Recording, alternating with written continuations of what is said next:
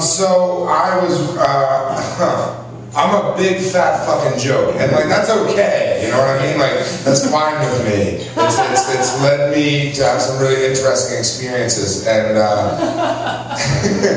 and that's okay. I'm by trade, I'm I don't really know what I don't have a job, but so I do stuff, and I was very, very, very lucky a couple years ago. I guess it was, about 2 years ago, or last year. It's all fucking hazy. So I got a phone call on a Tuesday morning. Well, it's like 11 o'clock, and so that's the morning. So I pick it up, like, Peter, Cecilia over at Conan, can you come in and do a sketch today? And I said, absolutely. She said, do you have tights? I said, sure I do.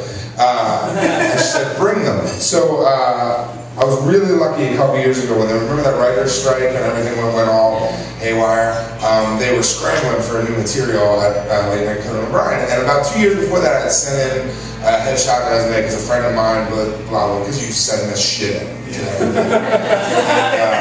Nobody knows. So, like, you know, like, I was lucky they put me, I guess, in the freak file. So, like, they needed a fat guy. And the regular fat guy, I guess he died, and they had me and this other fat guy, and she was like, you gotta, this is, you know, the first audition, you gotta get here real quick, because whoever gets here first gets the job, and, she's like, but the other guy, he's really, really big, so I was like, alright, I got this, so, you know, I started, and it was the first bit was during Mardi Gras, and it was Super Tuesday during the presidential primary, so it was like, Fat Tuesday. It was a super fat guy eating a super-sized meal on a super fat Tuesday float, and I had my shirt off, and I was eating a hamburger on a fucking Mardi Gras like election machine parade float that they made.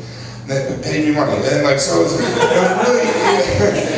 really interesting. And like I kept getting asked back like once a month, and like eventually, you know, over the course of I did, I think, 8 on-camera sketches, like different characters all the time, and like I did some photo shoot ones, and it was pretty amazing because you get to go and hang out, and like there's all these, you know, like, so again, celebrities and people hanging out and stuff, and you're just like cool, and you get to be cool, and you're there, and there's fucking people. So they told me to come and bring my tights, and I had this whole suitcase in my house full of things I've stolen. Like from sets and whatever, and I have tights, I have a whole ninja outfit. I was on Viva La Bam about 7 years ago. I played a ninja. Yeah, it's a reality show. I played a ninja.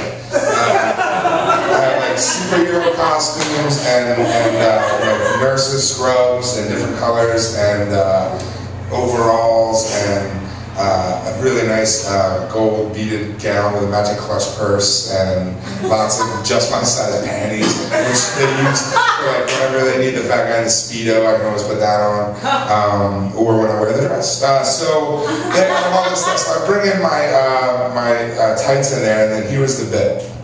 It was going to be, there was that Japanese game show, Hole in the Wall, where, you know, like a wall comes and somebody had to go like this, and you know, and Fox was bringing it to the U.S. and their bit was that, like, oh, you know, they can't find little people in America, so they dressed me up. I got my black tights and this black Under Armour like shirt and like this ninja vest. I was like, oh, I got my own ninja vest. Like, bring it next time.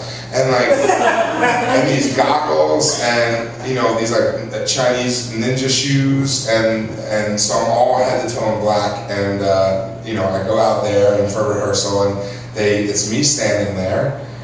And in Japan, you know, the thing comes to them, they move where they fall in a thing of water. In America, what would happen is 2 stagehands pulling this big pink foam core wall toward me with a normal-sized human being just standing there, picture, you know, like cut out, and then it would break on me. In Japan, it says "not complete" in big blue letters. And in America, on the Conan O'Brien show, it was going to say "not thin." And, you know, and like that was a joke. And it's okay, whatever. You know what I mean? They're paying me. You know, it's okay. So this was the day that like the interns were coming in, and they were all like fucking rich kid like sons and daughters of the suits upstairs, and like they're all sitting there and like watching me do this thing. And the director's like, the black doesn't work, let's bring something else. So they brought in these old school like Rocky Balboa like gray hoodie sweatshirt with like those crazy like boxer sweatpants with a big waistband. They're like pulled up to here, and I got the thing tucked in, and like big elbow pads and knee pads, and like I'm standing there like this, you know, and they're like, that's great. I'm like, okay, awesome. And I change there in front of everybody.